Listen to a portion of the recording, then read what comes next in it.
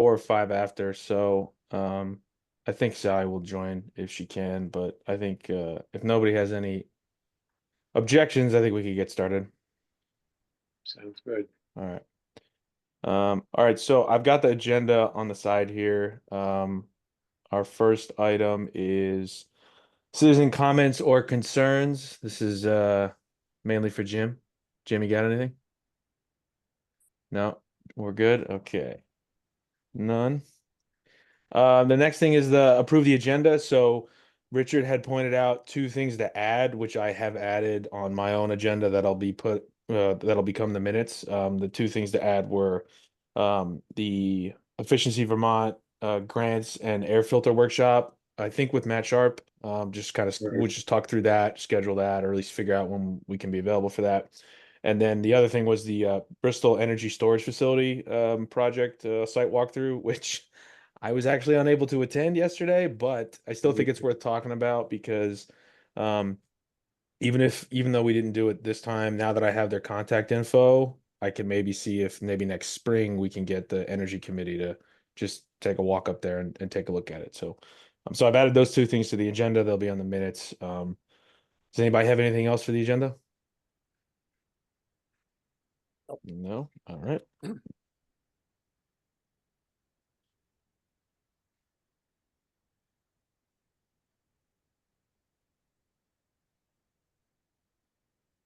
Okay. Next item is approving the September meeting minutes. I put those out. I don't, do we just say, yeah, everybody approve? I mean, if you approve of the meeting agenda, say yeah, or the meeting minutes, say yes or raise your hand. Yeah, I think we're good. Yeah, one, two, three, four. Okay. So moved and approved.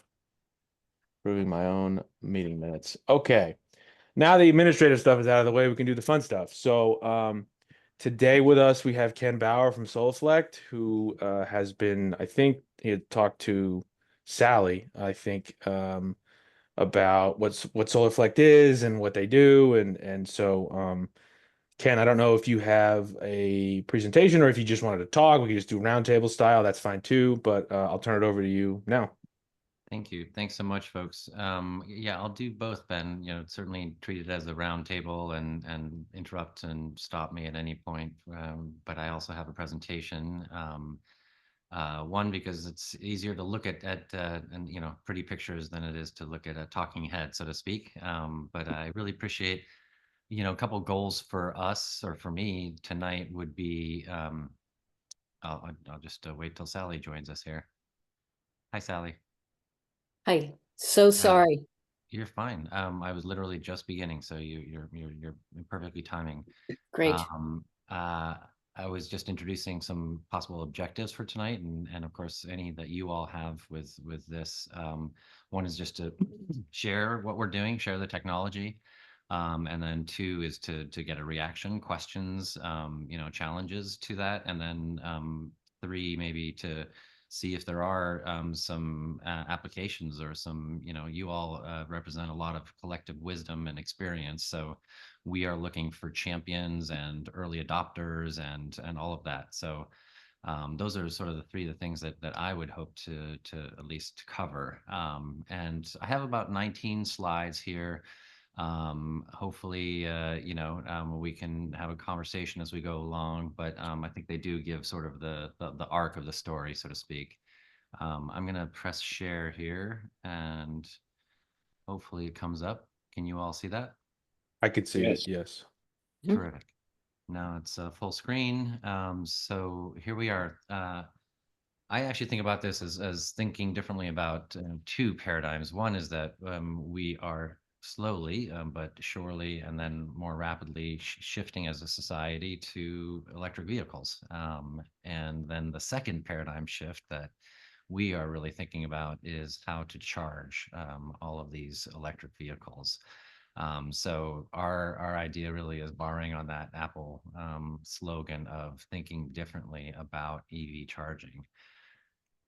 And the problem that we're trying to address as a small Vermont-based company is the following. That EV adoption is growing rapidly.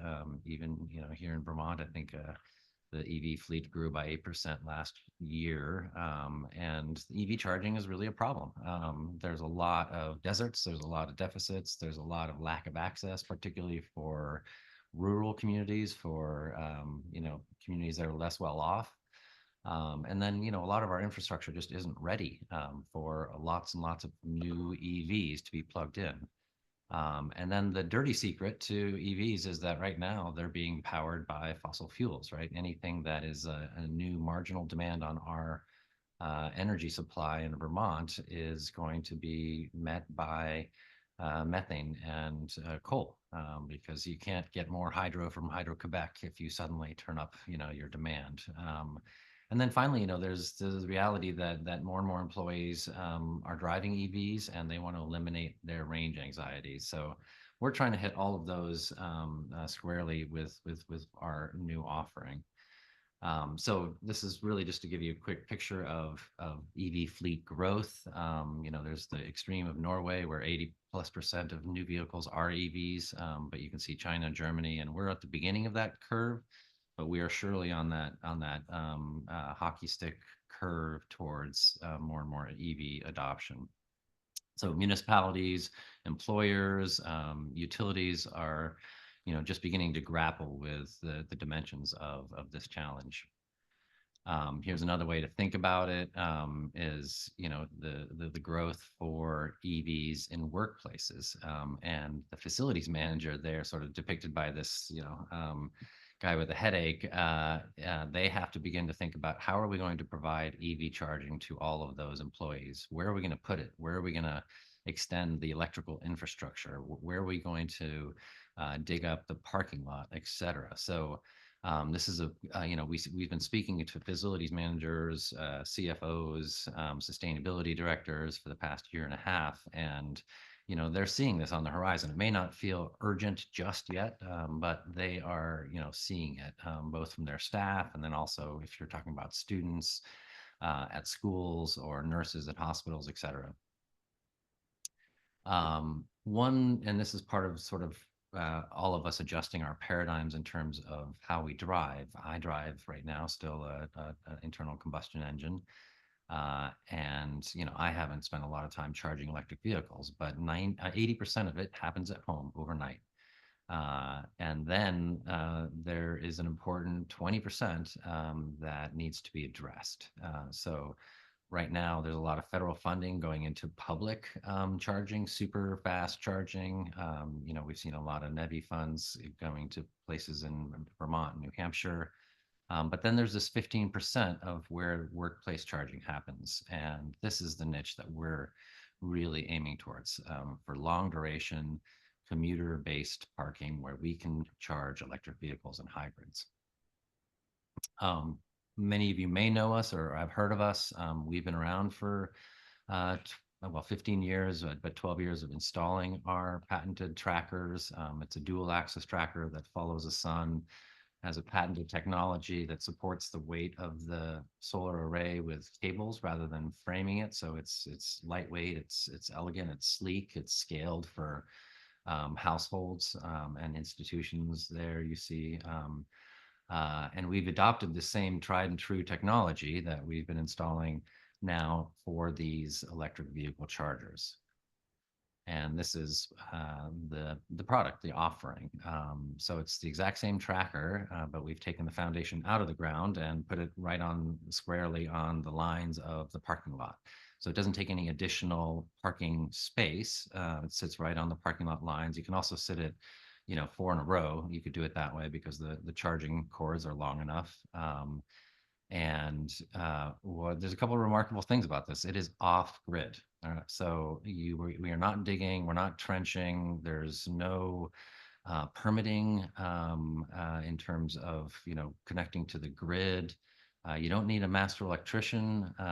It's fully assembled and it can literally be installed anywhere in any parking lot in one day.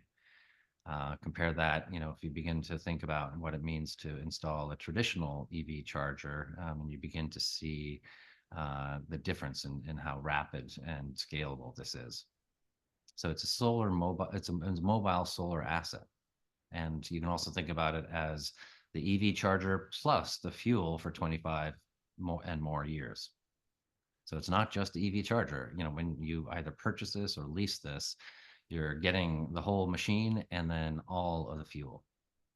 Just so you know, you don't have to put this crud in your car.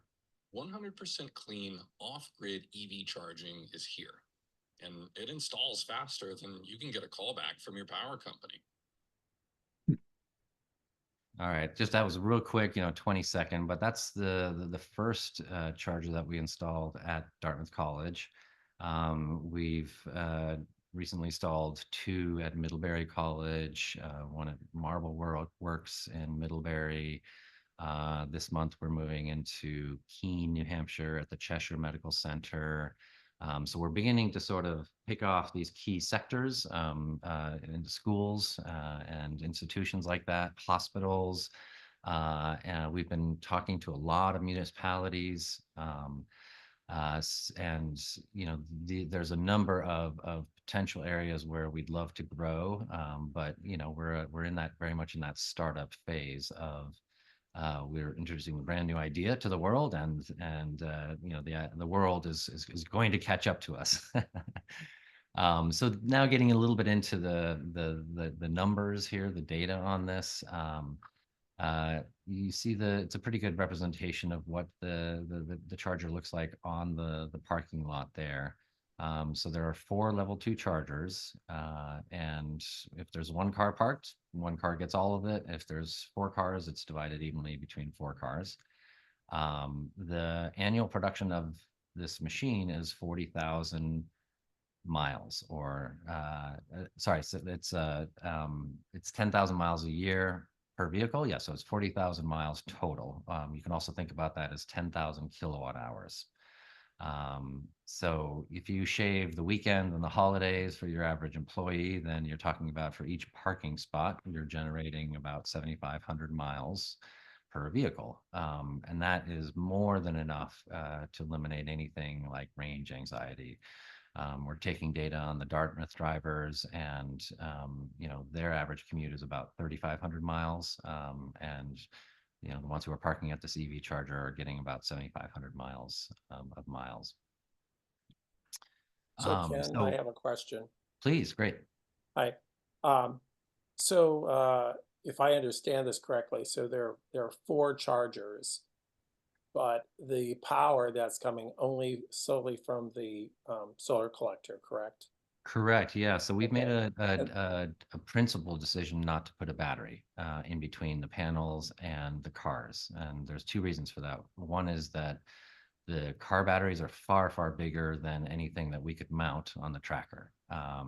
So a Tesla has 130 kilowatt hours of storage, for example.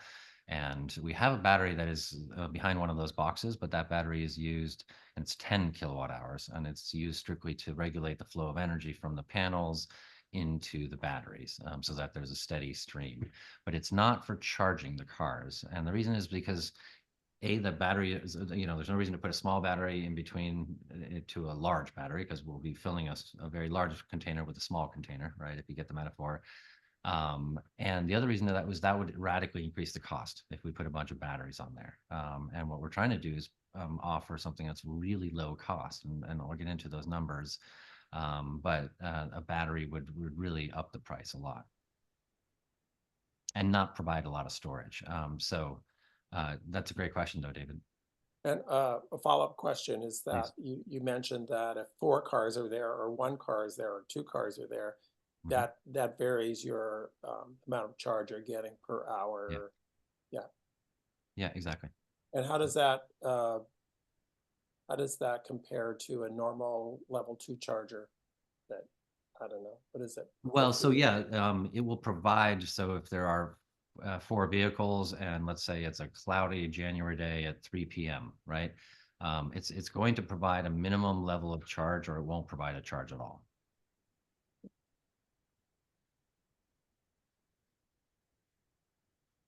So the idea here, that in that paradigm shift, David, and you're beginning to ask both the right questions and the ones that require sort of changing minds, right? Which is that when you drive up to this electric vehicle charger, It's an everyday activity. And so on a cloudy day, you know you're going to get a little bit less charge. On a really sunny day, you're going to get a whole bunch of charge, right? But over time, because you pull up there every single day, you're going to top up, just like you do on your cell phone every day, right? You rarely let it go down to zero. And this is the thing about, again, a new paradigm of driving is that EV drivers are opportunistic and they're constantly topping up. And this is really designed for that workplace, long duration, topping up, constantly charging.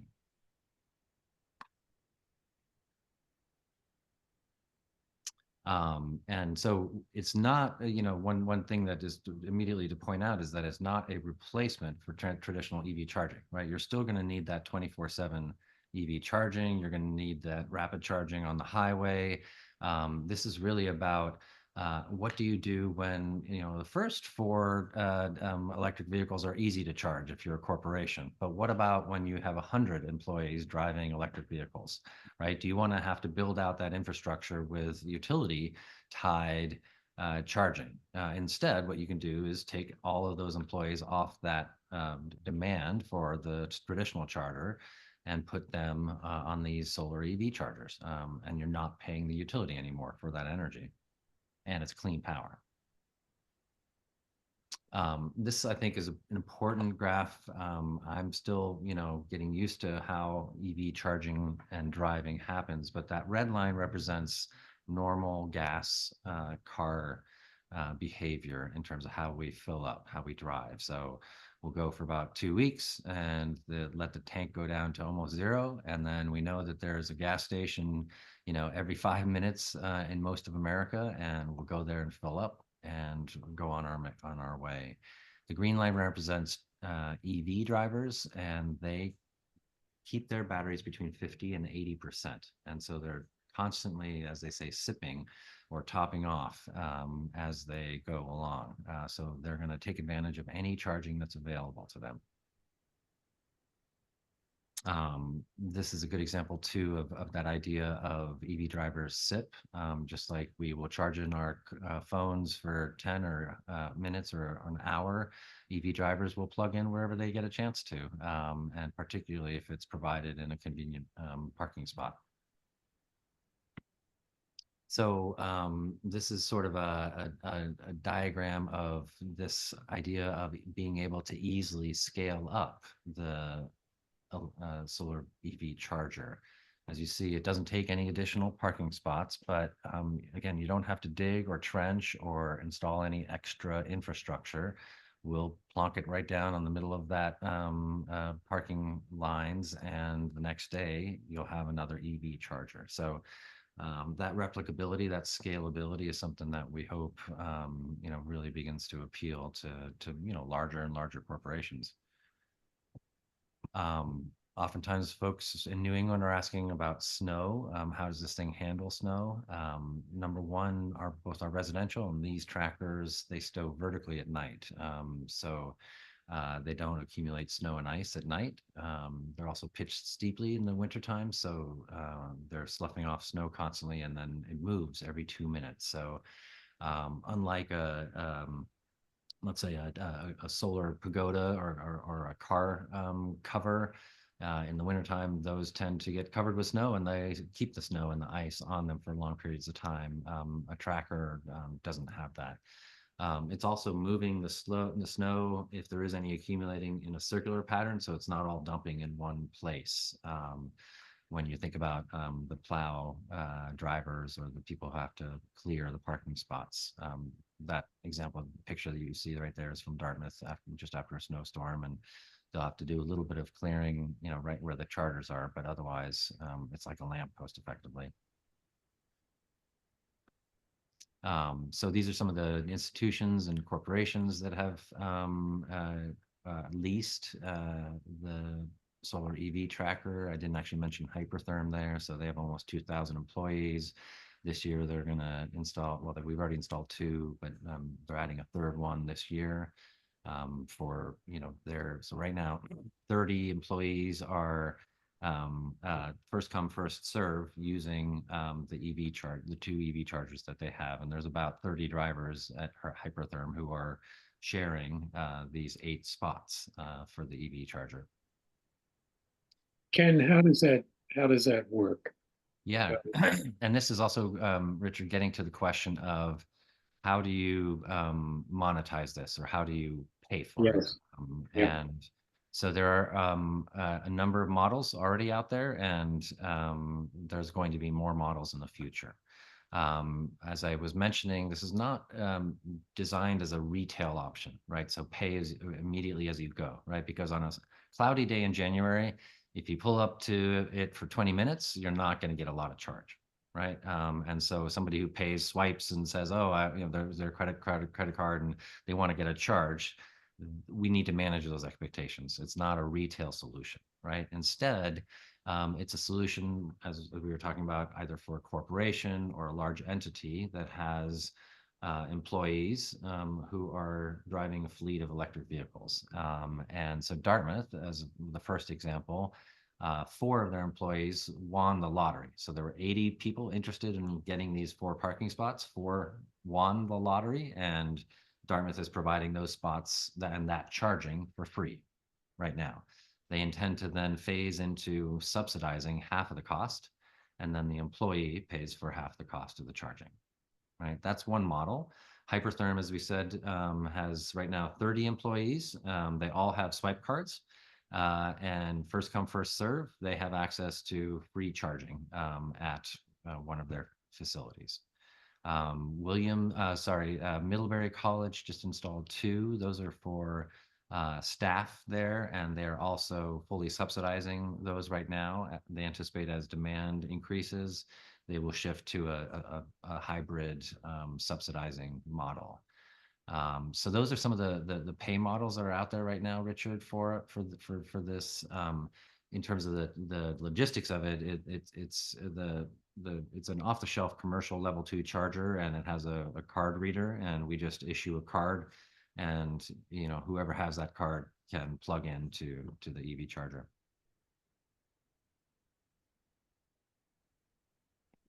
Has there been any feedback regarding you have 80 people and 4 chargers, any kind of conflict or anything like that? Yeah, so it's 30 people for 8 chargers. So it's not quite so the proportions. At Hypertherm, we've been in for, this is I think our 2nd month. We've got all the data that's happening, right? Who is actually pulling up, who is charging, how many hours they're there for, how much charge they're getting. But we haven't yet gotten sort of that arc of feedback saying, hopefully what we get, the feedback is, oh, we want more of these. That there's a bottom up pressure then to the employer that says, hey, this is a good benefit, particularly if you want to get us back into the office, right? If you want to provide this benefit for us, that's an incentive. So we're hoping that the employees really begin to see this as an incentive and something that they value about their company as well, because it's obviously a commitment that is it's real, that the commitment is in terms of lowering the institutional carbon footprint of their employees. So here we have 2 sort of models for how a company or a school could take this on. Purchasing it has the advantage of the 30% federal tax credit. If you're a company, a private company, then you actually get accelerated depreciation. So the net price is kind of an unfathomably low price of $26,000, which, if you think about it, includes all of the fuel for 25 plus years, right? And at 10,000 kilowatts a year, if you calculate that over time, you can appreciate how much the company is saving in terms of utility costs. And then we also have this lease model, which allows, nonprofits and municipalities and other folks who, they're not quite ready to purchase outright the machine. Well, $4,000 lease actually buys or gets you the installation, the service, and all of the fuel per year for $4,000.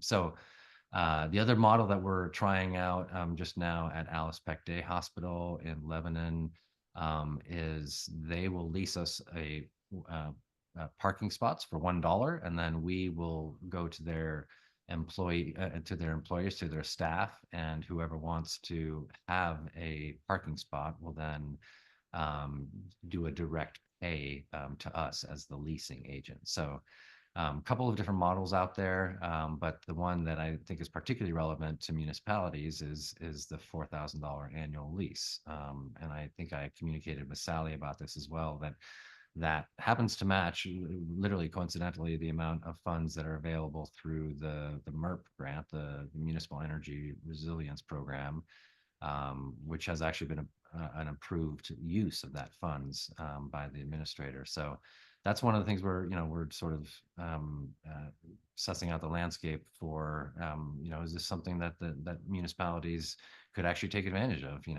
Could opportunistically, very quickly implement a really tangible and exciting new energy project. So this is actually the last slide, just a summary of what we think the solar EV charger helps you to do. And then would love to just sort of, as I said, get questions and challenges and ideas from you all in terms of where this fits, how this can be leveraged. Is it something that is relevant to municipalities or to businesses or institutions that yeah, thank you so much for listening and for giving me the time to share this. Thanks, Ken. I think that was really interesting. I have a few questions myself. The first one is more about the physical mounting of it. So I know it sounds like it just sort of drops in place, but is it anchored to the asphalt in any way? Does it, like, if you were to, let's say the lease is up and for whatever reason you don't want it anymore and it goes away, is there any history that it was there, sort of thing? Yeah, no, great question. So it's a 12,000 pound precast concrete block. Okay. So all of the stability for, and this is based on wind modeling and wind testing and all of that. That was my all the next question. stability actually comes from the foundation. However, as a kind of redundancy or to be extra cautious, we have drilled 2 bollards down on the legs of the concrete pillars. And so you asked about if there's something left, there would be 2 holes in the asphalt. Sure. With the way that we're currently installing it. That makes sense.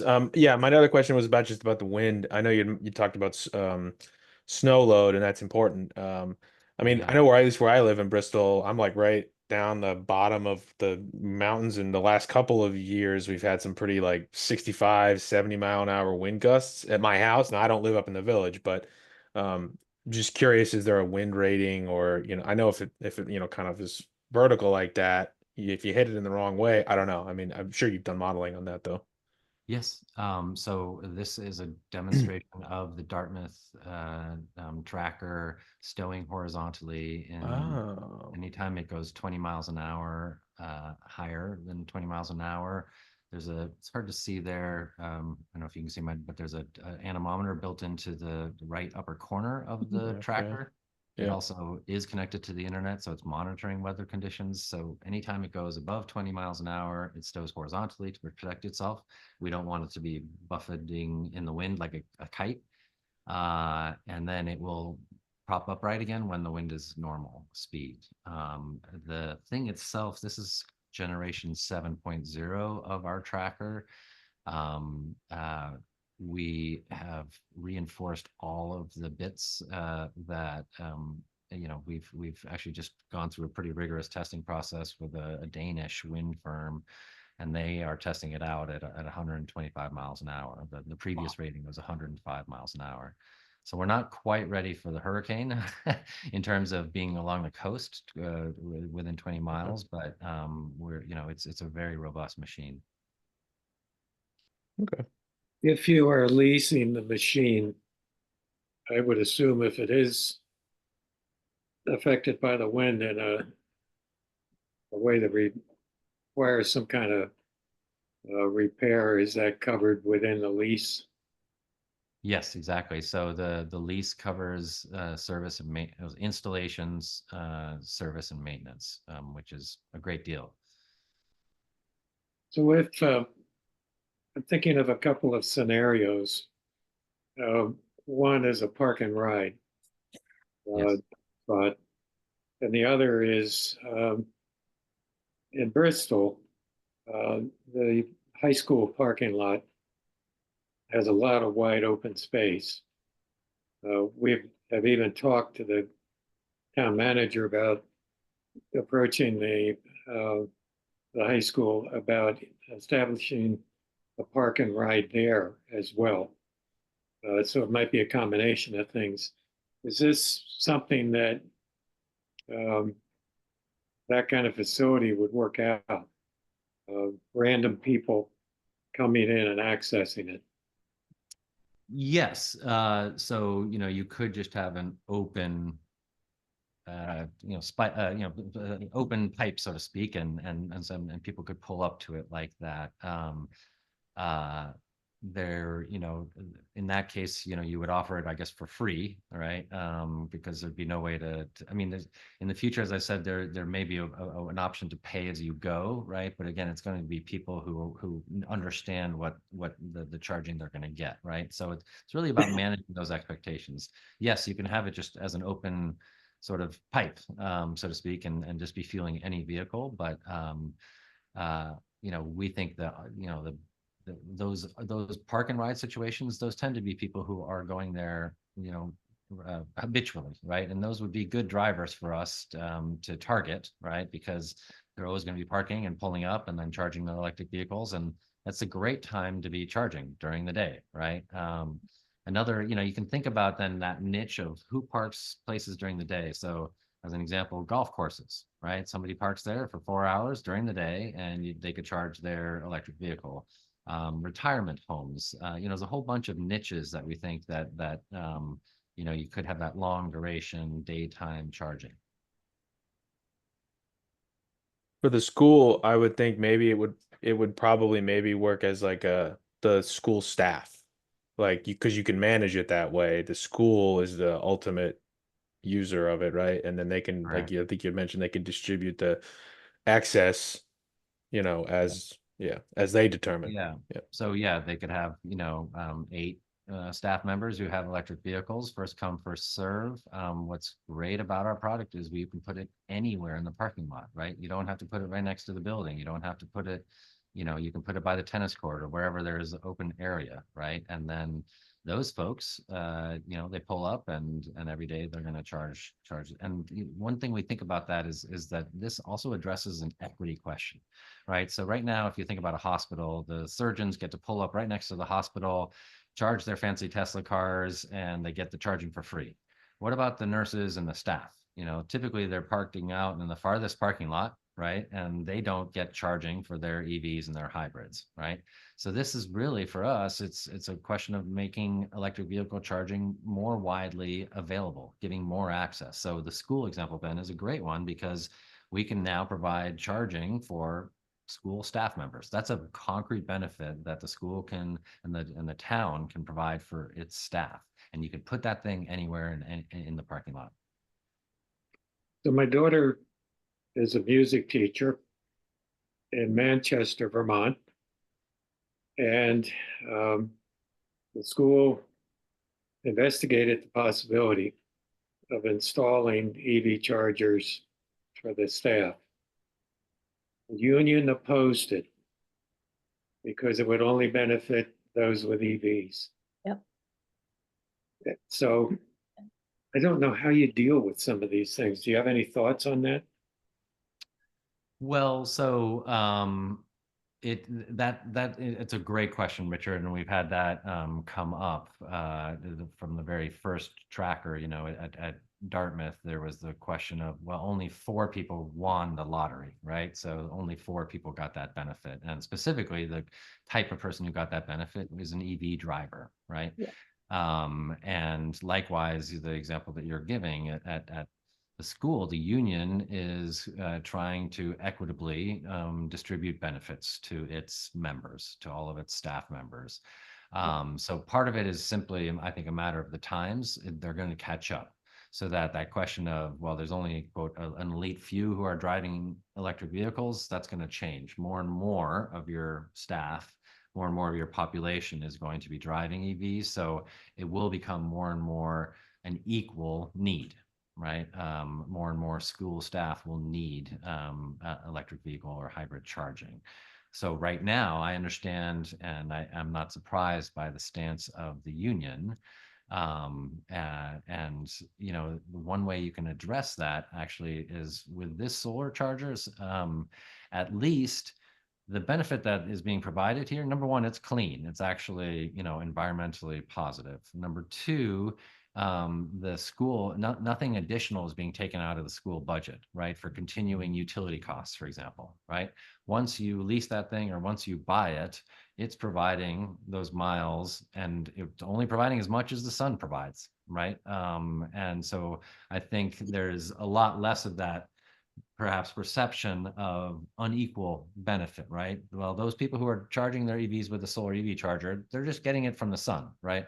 They're not. We're not paying the utility for those miles for those EV drivers. So I think it is about times are changing, and we're not quite there yet, Richard. But it's also, I think, getting at this equity piece. The doing it with solar changes that a bit, I think. Yeah, I've been a union member um, for a long time, and I certainly know how unions work, and I think that's going to be tough. Yeah. I really do. I wish I weren't. When she first told me that, and she has an electric car and commutes 30 miles, Mm-hmm. so it would have been wonderful. But Yeah. Well, I mean, so part of that may be overcome by just the fact that this is very low cost. $4,000 a year is like a coffee budget, right?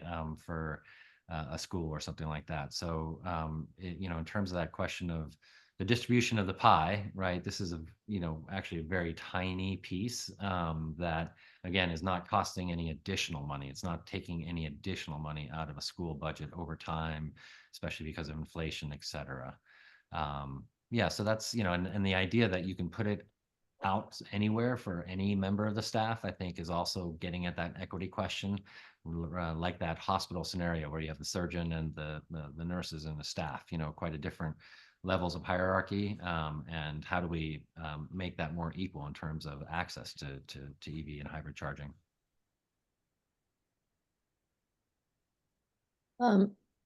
Ken, if it was going to be for anyone in the town, like a kind of a park and ride or just anyone could use it, but maybe the school let us put it there.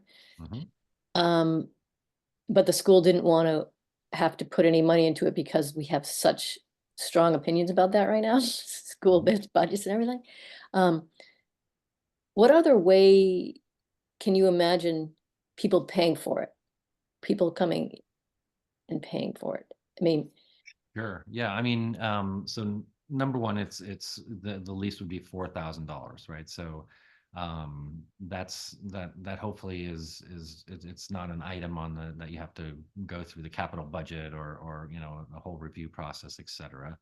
Number two, in terms of not, pay, I in mean, terms of not the school paying for it, just anyone in the community who says, oh, I'll drive my car in, I'll park at the high school, and then I'll walk to work Yeah, into town. yeah. So one way, I mean, you could organize it that somebody actually, so it could be pay as you go, right? So literally for every kilowatt hour that you deposited into your car battery, then we could charge you for it, and the town or the school could recoup that. That would be one way to go. I don't think you would probably realize all of your money back in that scenario, unless you had a dedicated parking spot where one employee or one person paid like a Oh, I see. monthly. Yeah, but you could have a situation where you know, either the spigot is open, so to speak, or the school could also have, you know, or the town hall could actually issue cards, for example. It's another way to think about it. You know, all of it is based Okay. again on this Yeah. QR card, on this card reader, right? So at Hypertherm, we issued 30 of them. At Dartmouth, we issued 4 of them. At Middlebury, we issued 8 of them. So it can be multiplied, in other words. Okay, great. So if you find 10 people who want to jump on this, they could chip in, and do you think they would feel it was worth it to them to, if they were paying, say they were paying the 4,000, how many So way to people, and break would it they be? down, yeah, you can break it down. It basically comes down to $83 a month per parking spot. So the $4,000 lease, if you break it into, you know, $1,000 per parking spot, right? It's roughly $83 a month. So per that's for parking 4 spot. people. Exactly. So Okay, then divide it however you like after that. yeah. Okay, right. And it could be maybe 2 people who kind of work together to pay for that 83. So it could be $42, $41, 41.50 or something like that. Exactly. So, Yeah. so 2 people And again, you could know, have it for a month. keeping it to a pool of people that we can do a lot of outreach to and sort of hand holding, especially at the beginning, right? To again, help people understand it's pure solar energy, right? Yeah. You know, we found that people are adapting and it's actually quite simple. It's really just flashing your card and filling up your car or Yeah. topping it up. We have some apartments around town, Mm, some affordable housing, but we have no charging there. And yes. we've felt like it would be great if there was some charging there. But That is a great I mean, example, maybe if Sally, they, and that's a good extension of that equity question, right? yeah, So yeah, multi-unit housing, you can't install an electric vehicle charger for every member or every tenant, right? You can't do it in terms of logistics, and you can't do it in terms of money, right? And you likely can't do it because of the capacity of your sort of electrical infrastructure.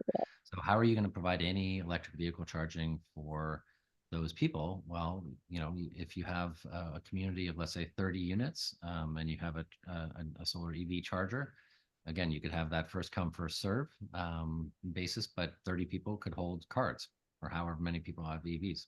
yeah, right. Huh.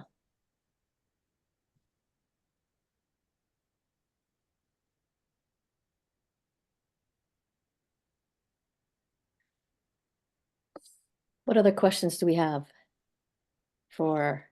I'll share this presentation with all you folks. It also Great. has a sort of appendix, and there's some data there from Yeah. the Dartmouth. You know, that's sort of the most data that we have at this point, but it gives you a sense. Oops. Let me see here. Okay, yeah. So we had it up during the winter time. So a lot of folks are asking, well, in the wintertime, if you have short days and bad weather, is it going to really produce any miles Yeah. in January? Is it going to be reliable? Is somebody actually going to get some charge out of it? And what we found is, so the Chevy Bolt here is one of the vehicles that parks at the Dartmouth site. It plugged in 97 days. And it got an average during that period from December to June of 37 miles per day, or a total of 3,500 miles. It's a lot of miles in, you know, in the worst times of the year, you know, or, you know, at least 4 months of those years were the shortest days of the year. And then so for all 4 vehicles, they got about an average of 34 miles a day. And that fits into the model of sort of the sipping idea, which is that if you're commuting and you can afford to budget your EV battery or whatever metaphor you want to use.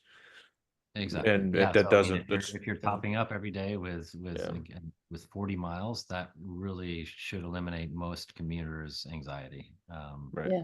Again, 80% of your charging is happening at home overnight, right? And now we're talking about that 15%. You're supplementing the top of the capstone. Yeah. Exactly. Exactly. Excuse me, Ken, are these numbers based on like an 8 hour a day charge? Is that for 8 hour day duration? Oh, it's for every minute that the tracker was producing electricity, and then if you plugged in, you know, so it's all live time recorded data. So if anybody plugs in, we know right away, and we see how much they're getting, et cetera. Right, what I'm looking at here on this vehicle case study, one vehicle case study, you're saying an average 37 miles per day. For what Yes. kind of duration is that? Oh, so I mean, the daily kilowatts there, for example, is 9.2 kilowatt hours that vehicle got. So yeah, it depends on how many other vehicles were parked at any given time, but yeah, that's the actual production that they got. Okay. Another question I had was, so just thinking about the town of Bristol and the kind of parking we have, are there any other models that don't require that sort of back-to-back kind of parking arrangement? Yeah, so we can do 4 cars side by side. The ones at Middlebury are actually installed that way. Okay. The cords are 25 feet long, so they can go, you know, 4 vehicles side by side. That's great. Are those cords always that long, or did you just make it that way for when you do it? So these are off-the-shelf commercial Okay. chargers. I'm sure we got 25-foot ones as opposed to shorter ones, but Yeah. there's nothing unusual about Yeah. length.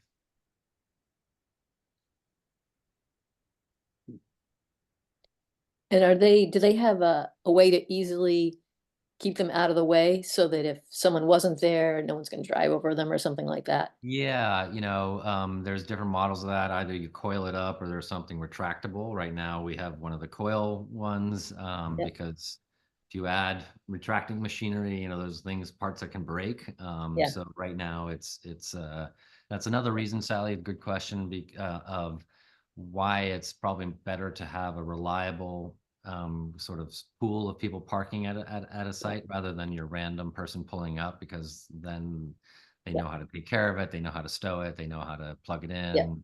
Yeah, they might not leave it on the ground in the spot. Exactly. Yeah. Yeah. I really want this to work because So great. it's coming from the sun. Yeah.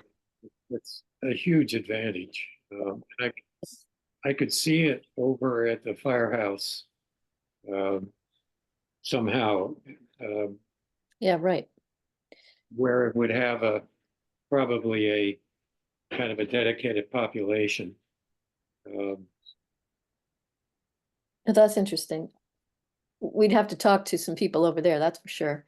yeah, Firehouse for one, and, you know, all earth renewables I do know for the apartments. I could, my charitable self says it'd be great to fundraise and provide the cost of the annual lease so people in that some of the housing is subsidized could simply pull up and charge. They wouldn't have to pay. Hmm. A long time ago, I was a multi-unit apartment owner, and I had a closet with community cleaning tools in them. People got into fistfights over the vacuum cleaner. So uh, all these things have to be really thought through. Yeah. Hmm.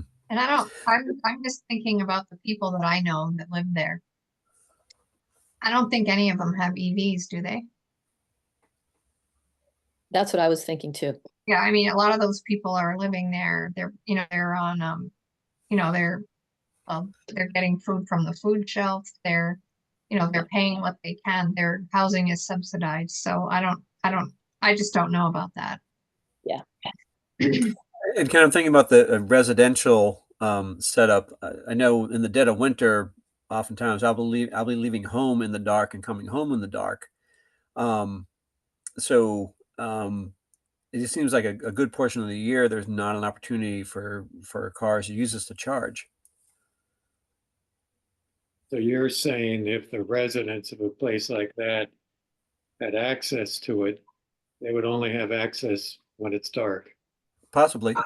Yeah, Yeah. no, that's a great point, Good Carl. point. That, again, this is it's a point. daytime charging Yeah. and it's long duration, right? So that's why we're we're targeting and we're getting reception, especially from Businesses.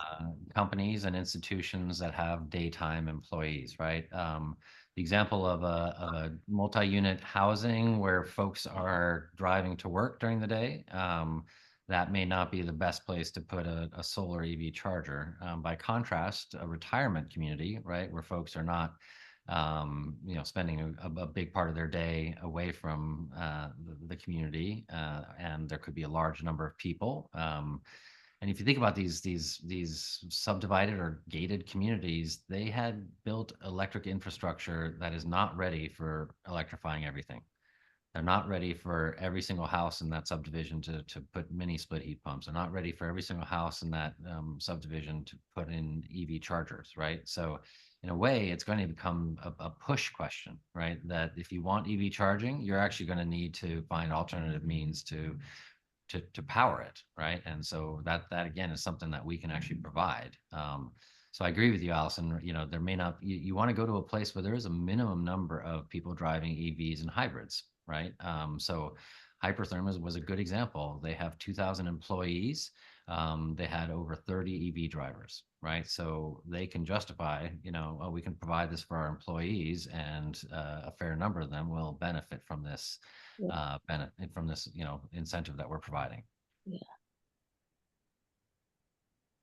Certainly a company like that could organize um, a staggered access so that all 30 would have some access. Yeah, I mean, EV drivers are opportunistic. They'll definitely come up with a system, right? You could have it as, a basket where the cards are kept, and you drop it in there when you are ready, or you exchange keys. There's all kinds of ways that you can circulate the access to this.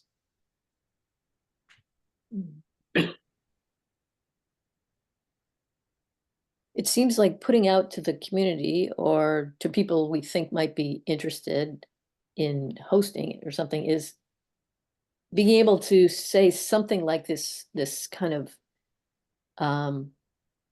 if we wanted to get 4 people to jump on it or 8 people to jump on it, to really give them this information that we have here, how much they might get in a month or how much they might get in a year.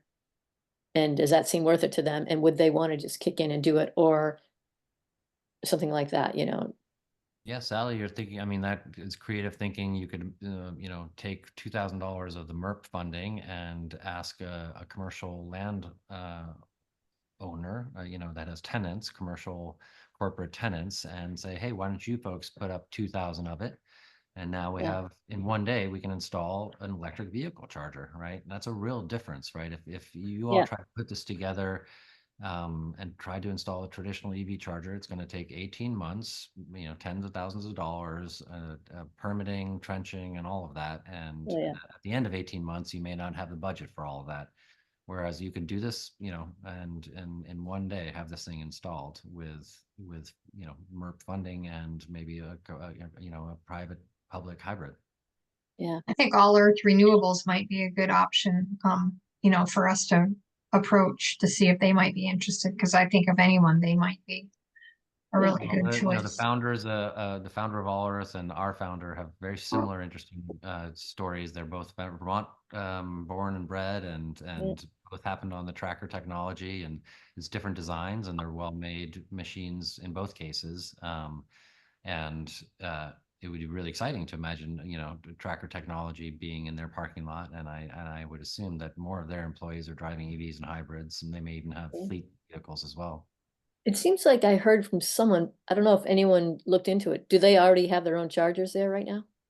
I don't believe they do. Okay. That'd be a neat, public-private hybrid opportunity, perhaps. Have you talked to David Blittersdorf? No, not directly about this, but it would be great to, I don't know, maybe if there's an introduction to be made, or we know them through our business, and they know us, because we're the only two players in the tracker market, so to speak. But we haven't collaborated on the EV charger yet. Yeah, that could be interesting. I agree. Well, All Earth Renewables, I've been talking to their marketing professional, and I think they're gonna I think they wanted to come talk to us at the next meeting in November. So I think we have that conversation. I don't know. It's just they're aware of us, we're aware of Soliflect, everyone's aware of everyone, and it seems like this energy committee, the people that it represents, we could potentially be a little bit of inertia for something. I don't know. We brokers. Yes. Yeah, no, that I think is a great role for That's great. organization committees like yours. Great. You're not going to, come up with the funding yourself. That's going to come from elsewhere, and but folks in the community, folks in Yeah. all of these places. So that's a great intermediary role. Yeah, so if we're thinking about, trying to put some ideas together and reaching out to people, would it be okay to maybe run it by you to make sure we're saying the right thing? Please. Yeah, no, I mean, so we have, a two-page flyer. We have a one-page sheet of sort of technical specifications. We have Okay. videos. We have some news pieces. Yeah. Any of those, we're more than happy to share and have you share, including this presentation. So, Yeah. lots of resources. And, if there's a specific organization, so as an example, when we did the lottery with Dartmouth, we also provided a survey for them to survey their employees and get a sense of their EV fleet, etc. So there's we're going to be doing this sort of bespoke service, actually, in terms of getting folks onboarded. Yeah, great. What I'm thinking is probably the next step would be doing maybe in the late winter, plan a presentation, a public presentation. Probably invite All Earth Renewables to come and talk about this and think about it in terms of what's the application for Bristol and for its residents. A kind of a creative session. Yes. Yeah. Well, yeah, we'd love to participate. Yeah. So if we spend some time now just reaching out to people and seeing who's interested, maybe we can get them together for a presentation and they can ask their questions, that kind of thing, you mean, Richard? Exactly. I'm thinking of Bristol Core, for example. Yeah. Because I think that, the business people might be interested in this. Have you been in Bristol, Ken? I've driven through it, but no, I'm not sure what you're specifically referring Well, to we're there. limited to sites, particularly for when you begin to think about solar exposure and available parking. Yeah. The firehouse, the school parking lot come to mind immediately. Yeah. But then it really starts to drop off because the big parking lots in town are entirely dedicated to Shaw's and Walgreens, so. Sure. And first, the second thing, they're not really that large to begin with. They're pretty small and they're covering a lot of people. Yeah, So the school is much bigger, that kind of thing. What were you going to say, Ben? No. Oh, I thought you were saying something. No.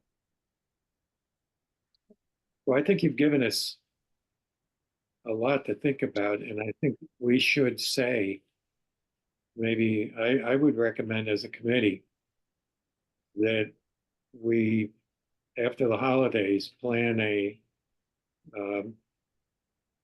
making available an information session to the people of the town to see what kind of interest there is. Does that make sense? Yeah. Do you mean when you say holidays, you're not talking about after Halloween, are you? No, You're I'm talking about like January?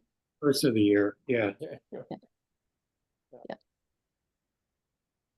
Yeah, in the meantime, it just. We'll definitely be here. We can be in you know, sort of advisory role, and when, as you reach out to folks and as you get questions, happy to field any of those, and then, you know, do what to say, meetings like this as well, and you know, with smaller groups of interested citizens, so to speak, or, you know, maybe the facilities manager and CFO of a company that, you know, comes to mind. That's great, Ken. I wish we had bigger companies around to offer, but you know, who knows? Maybe Kevin from Bristol Works would be interested in learning a That's little a bit more about it. possibility. Yeah, they actually have parking. Yeah, Right. That doesn't work. So, you know, in terms of types of interventions, this is really low risk and low cost, Yeah. right? Because we are assuming all of the risk and of installing it, maintaining it, and servicing it, all for $4,000. Yeah. So you know, it's a relatively small capital cost for something that is, as I was saying, sort of immediate and tangible, and delivers on sustainability commitments. You know, a lot of companies, a lot of institutions have made carbon commitments. How are they going to do it? You know, I want to give me the numbers. You know, show me the numbers, and, you know, this thing will show. You know, it'll actually literally show you the numbers, right? The number of kilowatt hours that are being put into electric vehicles, and, you know, not being, you know, fed by fossil fuels. yeah. So we could even look at it as a possibility of a demonstration project, a feasibility study. Exactly. So those Like MERT funds, the $4,000, you know, they're not designed for, as I understand it, permanent infrastructure, right? But what's nice about the solar EV charger, it's not permanent. It's a mobile solar asset, right? So if at the end of 1 year lease, conditions changed, and, you know, Bristol did not, or Bristol Works did not want that charger, we can move it and we'll lease it to somebody else, right? Yeah. And so there, that's how it becomes a demonstration project, right? Is you try it for a year, right? And see how Yeah. it goes. I think that's great. Okay, that's starting to show some possible pathways. This is the most exciting movement toward getting electric chargers we've had in about 5 years, I feel like. So we've been You working don't at it. have to talk about it anymore. We can actually just Yeah. deliver it, you Hey, know. we It's could all quite- throw in some money and get one in the town right away, Yeah, that's what I was thinking. I wish and we, then talk people into paying us back. All right, Well, this you is know, great. if you're Bristol Works and you purchased it, you know, the net price would be $26,000 to both have the charger and then the fuel for effectively the rest of time. That's, you know, that's a pretty good, even that's a capital expenditure, but that's a pretty great return. You know, you get almost 48% of it back in a tax break, and then you have an EV charger that you can install anywhere. Wow. So that I missed that part earlier. So Yeah, that's that's the great. So great. financials. Let's see. Sorry. The two sort of ways that you can, yeah, here we go.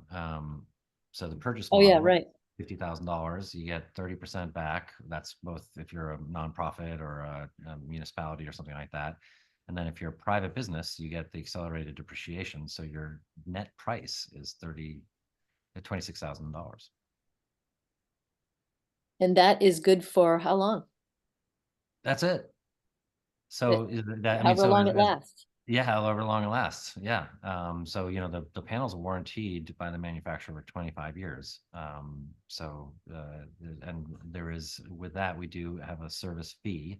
With the lease, we include the service in it, but with the purchase, we have you on a service contract so that you know that the machine will keep working for as long as you know, have it.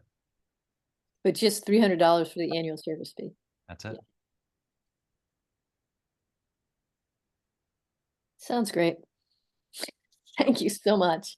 Yeah, no, I mean, we'd be thrilled if, you know, we need some, as I said, early adopters and some champions. You know, this idea has real traction. Yeah. You know, we're talking to venture capitalists, we're talking to people in California, we're talking to people in, you know, lots of, you know, in Maryland next week. We're trying to grow it here in Vermont. This is our, Yeah. you know, proof of concept. We've got them already out there running, but we we need adoption. You know, we need to really begin to hit that tipping point, right? Where people see it and they say, oh, that makes a lot of sense. You know, I just got a call yesterday from somebody who had been at Marble Works and they saw it and, oh, you know, suddenly they're like, oh, that's a new idea. I didn't know that that was possible. So Yeah. you all can be, you know, champions, and that would be amazing. In Marble Works, is it the Marble Works group or whatever decided to put it there? Yeah, the I mean, owner. they're- Yeah, the owner. Just it's a commitment for him, and he drives an EV, and Yeah. they have enough employees, and so yeah, it's just we've had a long relationship with Marble Works. The owner also has trackers at his home, actually. So Yeah. Yeah. So they went ahead and purchased it instead of, No, they're leasing it. They're also okay. leasing. So they're Mhm. doing the month, I mean, the year lease, and then they're Exactly. gonna see how it goes. Yeah, exactly. Yeah, great. Yeah, that makes Excellent. sense. So you mentioned you had some promotional materials. Yes, Could you make them available to us? absolutely. Maybe send them to Bristol Town Hall, Energy Committee, Bristol Town Hall. Sure. Yeah. I'm not sure I have that email, but Yeah. I have. Is I that mean, for you the could send email? them to one of us if you want. Yeah, I'll share it you know, back to the original email I got, and then, you know, spread it far and wide. Okay. Do So do they you are, think it's, yeah, you sent us stuff, I I think, sent you just simply a online. 2-page flyer, Yeah. but I'll send along this PowerPoint presentation and Okay. That's you great. know, sort of a cheat sheet on the specs of it, and Great. then some links for videos and things like that. Great. Thanks so much, Ken. Yeah, thank you. Really Yeah. appreciate the time and the good questions, and super excited to see where we go next. Yeah, And I'll Thanks, let you Ken. folks great. take the rest of your meeting. You've been very generous with your time. So thank you for having me. And I will Absolutely. follow up. And I guess, and Ben, are you my point person then, so to speak? Yeah, if you want to just reply to the email thread that had the agenda on it, that's fine. Exactly. You just get it to me and then I'll distribute it to everybody else. That's fine. Awesome. Awesome. All right. Well, thank you, folks. Thanks, Ken. I really Thanks, appreciate Ken. it. Appreciate your right. time. Be well. You too. Take care. Thanks.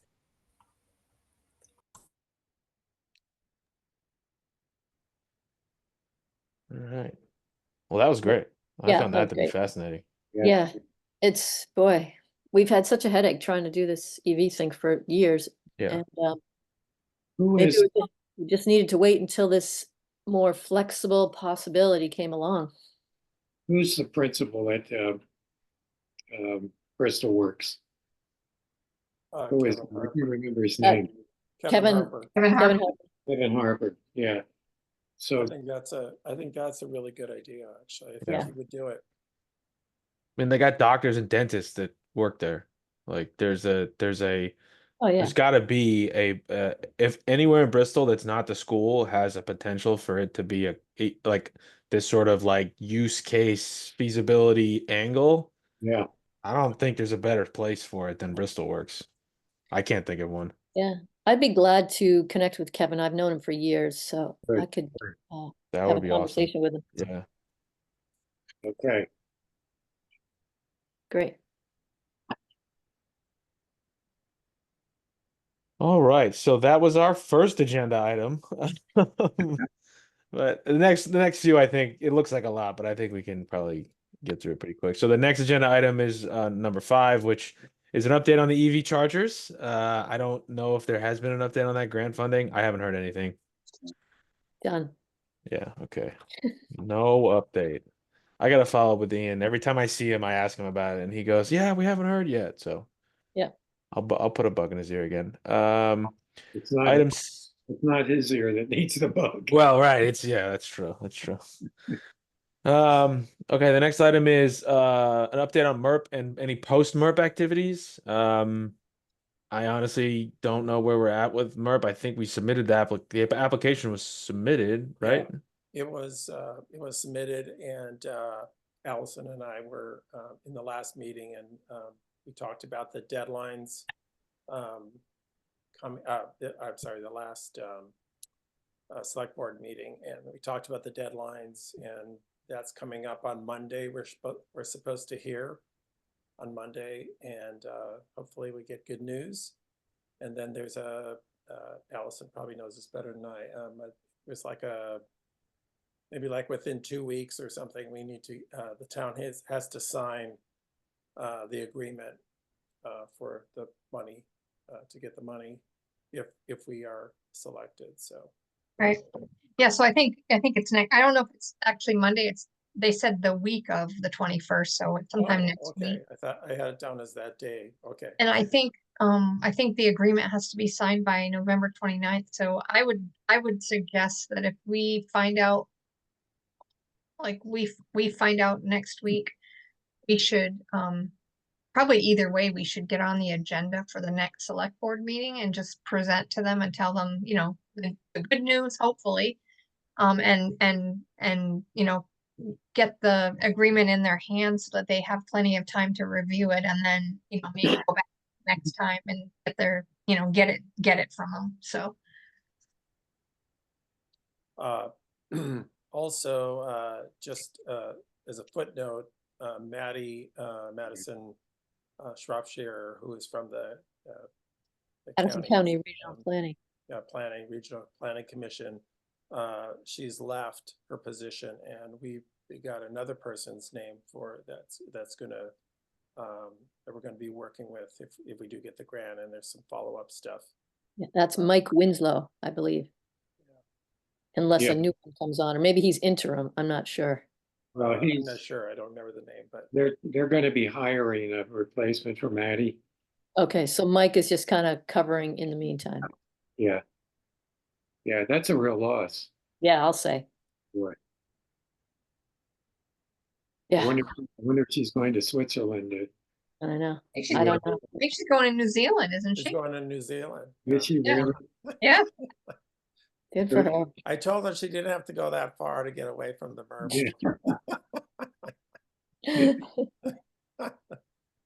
Yeah, she's been great. So it's been really, I'm truly impressed with the work you guys have done on the MERP. So I want to thank you for your service and that nice job on that. Yeah. Nice. Thank you, David, Allison, Richard.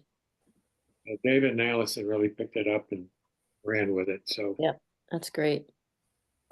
Another thing that from that select board meeting is I spoke to Matt Sharp, and he was suggesting that the town get a energy committee. I'm sorry, we already have one. A building committee for the project if we get the project. I mean, if we get that funded. So I said, well, I'd serve on that, and maybe other energy committee people might want to be on the building committee if there is one, and he said he would do it too. So we didn't talk to the town or anything, or Ian or anyone from the town about that idea, but Yeah. I think it would be good for us to keep following the project. That's Yeah. great. Yeah. That's really awesome, just to, yeah, really make sure it happens well and we're on top of it and we know what's going on and all that. Right. That's great. And there may be some, I don't know if there are any other follow-up on the actual grant and Yeah. like, you know, Yeah. other stuff, so. Yeah, that's great. Thanks for being willing. Yep. Sure. We're talking about MERP when we were talking about this Solaflect. So we still have another MERP that we haven't used yet. I thought we used our other 4,000 MERP for something else, but we haven't. I'm not clear on that. I think we need to talk to Ian. He would know. It seems that didn't we say we're doing the MERP and money, you know, the select board and us did something already with the money? Some was gonna go to something and some was gonna be for us to use if we needed it for things, another 2,000. Oh, the one went, half of it went to Middlebury SEAC and their Yep. But I don't know. The navigator program. navigator program, yeah. I don't So, know if it actually happened. okay, So I think we need to find out. okay.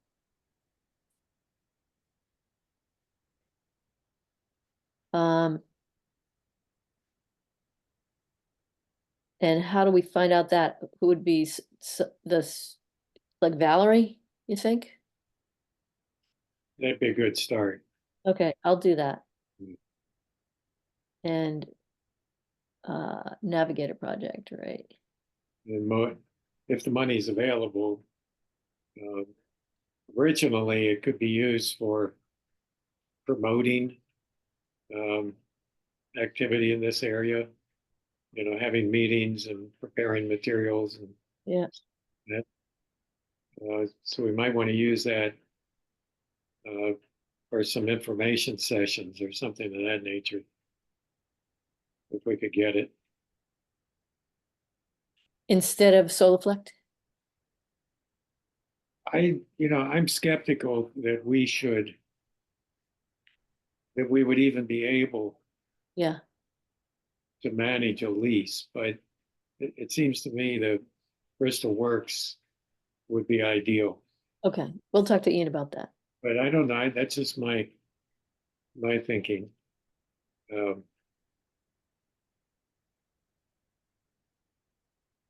And I don't know if the town could, as an incentive, subsidize the first year for Bristol Works. Yeah,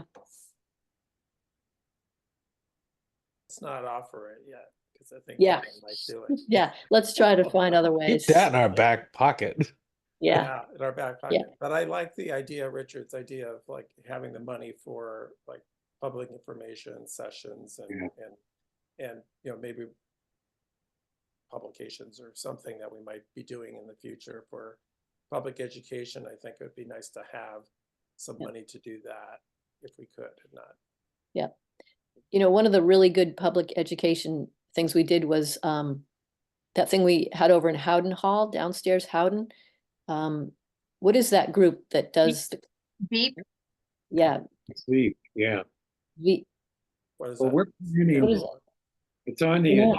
agenda, Matt Sharp's presentation. Oh, yeah. I'm kind of planning on that in Howden Hall, live streamed. And I'm trying to work that out, but we'll talk about that when we get to it. Okay, right, we're on an agenda, right. can we just go back real quick to the MERP thing? So I'm just looking at the upcoming select board meeting. So there's a meeting on October 28th. And then the next one is November 11th, but they're considering rescheduling it because the 11th is Veterans Day. So I'm wondering, do you think that I should send a note would it be to Ian to see if we can get on the agenda for the 28th? Because we should know by then, one way or the other. We should send it to Valerie. Valerie. Okay. Okay. Do you want And, me to do that? and we're Yeah. asking to be on for what particular reason? To update the select board on the status of the MERP grant, either in the positive or the negative. And you're talking about the big MERP? Or, Yes, yes, we'll know by the 28th. okay, great. Allison, did you say you were going to do that? Is that okay? I'll copy Sure, you on yeah. I'll copy Good you with on the me. email, David. Okay. Thumbs up here. Thanks, Allison and David, on that.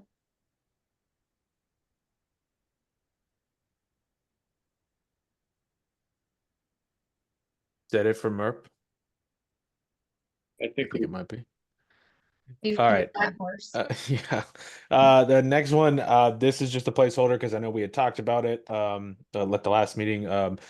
If anybody who went to the Virgins Energy Fair, that was in September, if there was any interesting conversations that came out of that, or if anybody wanted to talk about anything they learned, I think Solaflect might have been came out of that, right? Yeah, I talked with Ken there, and that's what we got going on.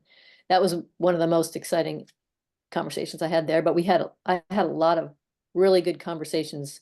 Hardly any visitors were there, so we all just had this huge energy fair, connect Amongst with everyone. ourselves. Yeah, that's disappointing, isn't it? Huh. it was somewhat disappointing, but it was also I think a lot of us had a good time talking with people and learning more and, but it's too bad not more people were there. Yeah. Well, if I something had a- good comes of it, it was Soliflex. So there's Yeah, that. I Yep. feel good about it. I had a really good conversation with the SEAC people and just trying to think of different ways we can get the word out about the Navigator program. So I'm going to try to use some of my other I'm involved heavily in the Bristol Food Shelf and also with the Vermont Food Bank. The Vermont Food Bank does a Veggie Van Go distribution once a month. And I talked to them, it was today, I talked to them about you know, using that venue to distribute some information about the Navigator program as well as our own local food shelf. So that was kind of exciting. That was my excitement. You know, Yeah, at the energy fair, which is getting some more information about the Navigator program and you know trying to help get that off the ground and you know just start trying to help more people. So that's great. Allison, could you just just give a word or two about the Navigator program? I don't think I know what it is. yeah, so the Navigator program is hold on, I have a little flyer here. If I can find it in my mess at the desk. My understanding is they're trying to get people that they can train who will go into people's homes and just not really doing energy audits, but just kind of helping them to you know, connecting them to resources. So, you know, helping them make a home energy plan, helping them figure out how to get a home energy audit, you know, having them, you know, help giving them some ideas about how they might weatherize their homes, how they might get a heat pump, you know, talk about what rebates might be available because there's just so much information out there. And it's, you know, it's hard for people to know, you know, what what can apply for them. So it's basically just educating a group of people that will work with homeowners and I think even renters just to kind of help them, you know, help them navigate through all the stuff that's out there. So that's kind of what it's all about. And it's free, you know, you know, it's just a way to work with people to educate them about what's available. Thanks for that. I can send you if I can send you their website if you want to just it's Yeah, if part you of the wouldn't. Climate Economy Action Center of Addison County. That's what they're kind of part of. So I'll Okay, send you their website just so you can take a look if you want. thanks.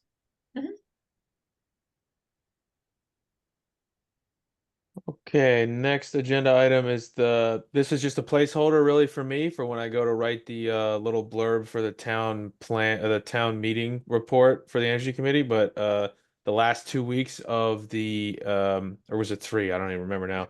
Last couple of weeks of the farmers market, Allison and Sally had a booth set up.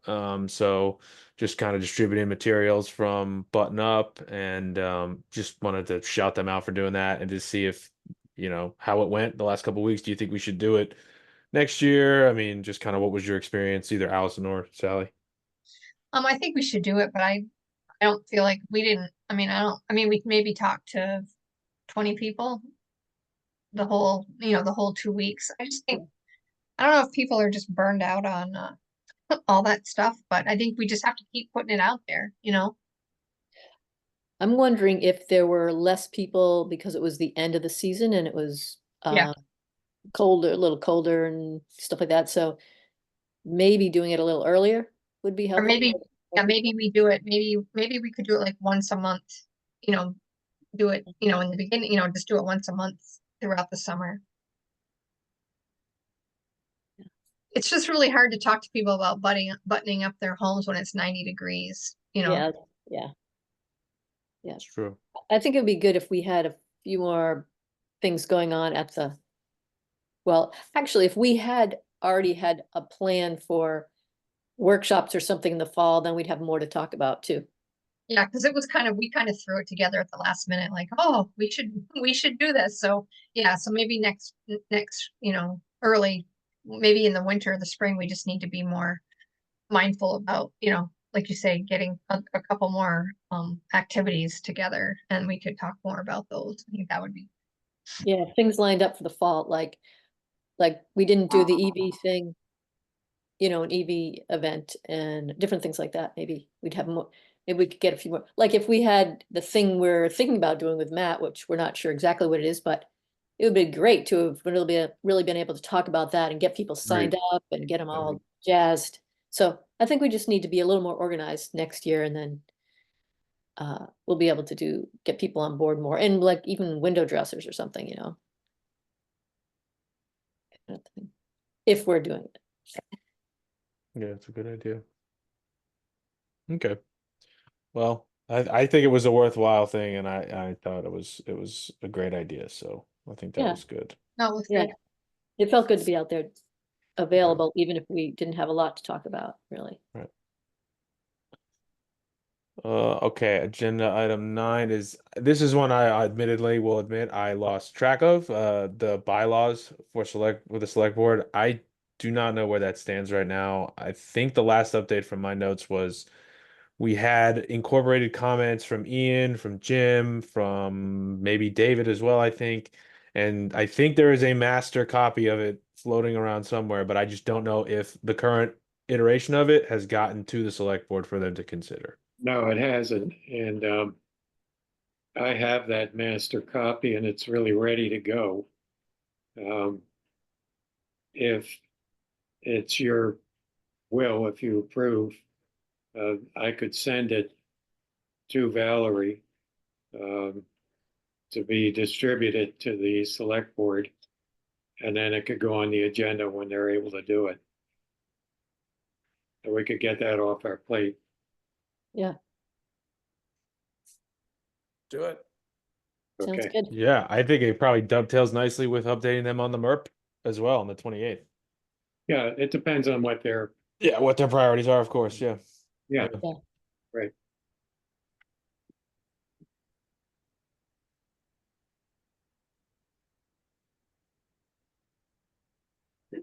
Okay.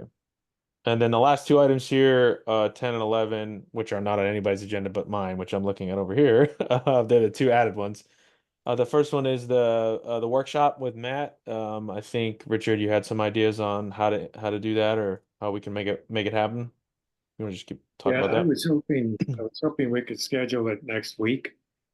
But I'm running into issues getting the folks from Neat TV to live stream and record it. And so I think we're into the following week. Matt seems to be pretty flexible. So it's basically down to when is Howden Hall available? And there are lots of open spots for Howden Hall. We're thinking of 7 p.m. on a particular day of the week when Matt can do it and Neat TV can do it. I thought it would be really desirable to have it both live streamed and recorded so that it's available to people in a variety of ways, and of course in person. Does that make sense? Yeah, Okay. that sounds good. And what do you picture it being? What's Matt's gonna, do any of us know what is actually going on, or we just know Matt's gonna do something? Now, Matt is going to update on the grants that have just become available for home energy improvements. He's going to do that, but then he's going to have a little workshop on building a do-it-yourself home air filter system. And I think he said that one person will be selected from a drawing to actually receive the system that is built in the workshop. It's a Great. little hands-on thing with an incentive. It's called an air filtration system. Basically, it's 4 air filters, furnace air filters and a box fan, and I think a lot of duct tape. So, Well, this will be interesting. yeah. What does Matt require of Matt us? is an energy specialist. He works for Efficiency Vermont. He wants to know what he I needs mean, from what is us. what is he requiring of us to do in this? To arrange it Just that, no, we That's don't have it. to be, and organize it, See. organize it and advertise. So Okay. once, I'm hoping to get this ironed out. We've been going back and forth with NEAT for almost a week. And I hope we can iron that out the next day or so. And then I'd like to let you guys know, and I'll send you copy for Bristol Front Porch Forum notices. Great. And maybe we could have a running every day, a notice. It's coming, and what it is. Yep. Kind of thing. And we could make it a little different each time with Yeah, cover, just to make it interesting. yeah. Yeah, that's gonna be the hardest thing to do is get people there. So we're gonna have to get on it soon and talk it up a lot. Yeah, we were thinking about Monday, but that's too soon. Yeah. I think next week is too soon. Yeah, I do too. I mean, my next week is full. Yeah, this would be the week of the 28th. So do we have any ideas right now? Well, we don't know. We have to find out when Matt can do it. He's pretty flexible. So I'm, it's basically Matt and Neat TV. Yeah, the one thing that's happening next week is, well, the select board's having a meeting at 7 on the 28th, and then Tuesday, Mari and Herb are having a Senate forum. So that is Yes. gonna draw some attention to Holly Hall probably. A house forum. Yeah. Yeah. Oh, right, house, not Senate. Yeah. Yeah, Again. And then you got Halloween. Thursday's Halloween. Yeah, we can have trick or treat at Howden Hall. Yeah. You People gotta will be have a working lot of candy. Yeah, that's what I understand. well, so Wednesday, what's that like for people? That one seems the quietest. Yeah, we'll shoot for the middle of the week of the 28th. Does that make sense? Yeah, Wednesday the 30th. I'm just saying, do we want to have at the same time? We probably don't want to have at the same time as the Mari and Herb house forum, or maybe it doesn't No. matter because there's gonna be different No, I people don't that think are doing it. I don't think we do. Okay, so we have Wednesday. Because, well, the select board meeting, I don't know how many people go to that, but not too many. What's the summit? The select board meeting is Monday. Yeah, I don't think that would conflict, but Okay, let's shoot for Wednesday if they can do it. okay, and we did think that we were hoping we could get on the 28th with the select board, so that's another reason not to be doing it then. Right. I just sent her a note, so I'll let Okay. I let you all know when I hear back. Let's see if we can see if Matt can do Wednesday. That's what I'm saying. Okay, great, Okay. excellent. Hope he's not making a scary house at his house for kids for the night afterwards. All right, and the last agenda item I've got is just this the Bristol Energy Storage Facility site.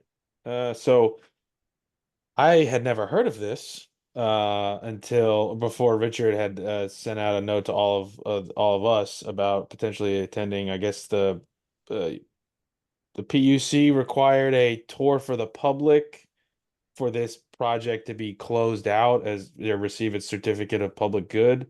Yeah. And the planning commission the planning commission was invited, and then the planning commission said, well, we should invite the energy committee. So they did that. My understanding is they did that site walk yesterday evening.